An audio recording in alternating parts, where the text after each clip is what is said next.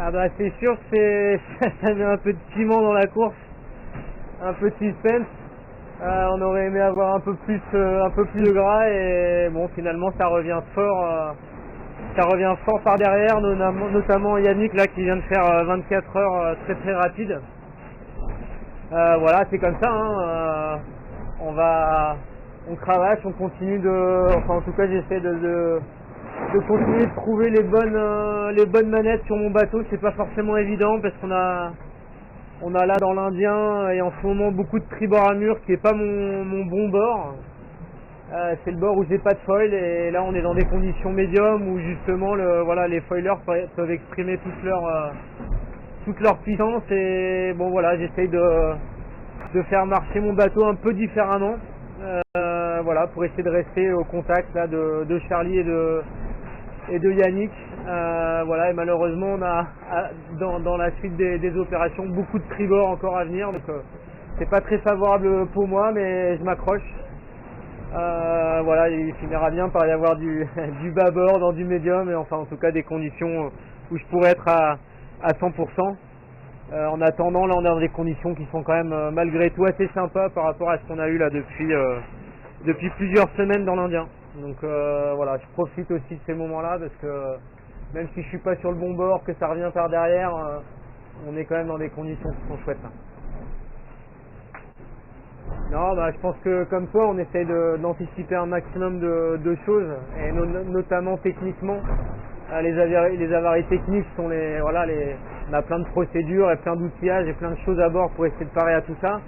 Mais c'est vrai que moi, ce qui m'est arrivé là depuis le début de la course, voilà, j'étais pas préparé forcément pour ça. Malgré tout, on avait quand même ce qu'il fallait pour essayer de trouver des solutions à bord du bateau. Et voilà, c'est vrai que c'est beaucoup de petits moments comme ça où on se pose beaucoup de questions et malgré tout, avec l'équipe, on a réussi à quand même à bien préparer tout l'outillage qu'il fallait à bord pour essayer de parer à un maximum d'avaries. Et pour l'instant, on a bien réussi. Enfin, en tout cas, j'ai réussi à régler les problèmes. Mais c'est vrai, je suis assez d'accord. On se projette avant le départ de cette course sur ce tour du monde et finalement, ça se passe jamais comme on imagine. Et les avaries et les soucis techniques sont jamais celles auxquelles on s'attend. Donc voilà, il faut pouvoir être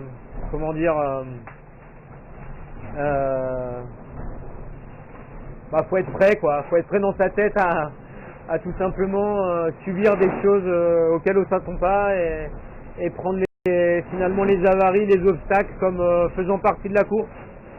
Voilà, j'essaye de pas être défaitiste quand il m'arrive quelque chose, mais au contraire de me dire ok, là, voilà, ça fait partie de mon chemin et de ma route vers les Sables d'Olonne.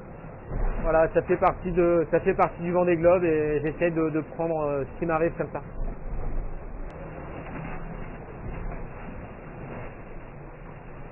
Alors j'ai juste une petite caméra extérieure, là, on a la chance aujourd'hui, c'est beau. Voilà, puis là on est dans une toute petite accalmie, là je suis à 17-18 nœuds en ce moment.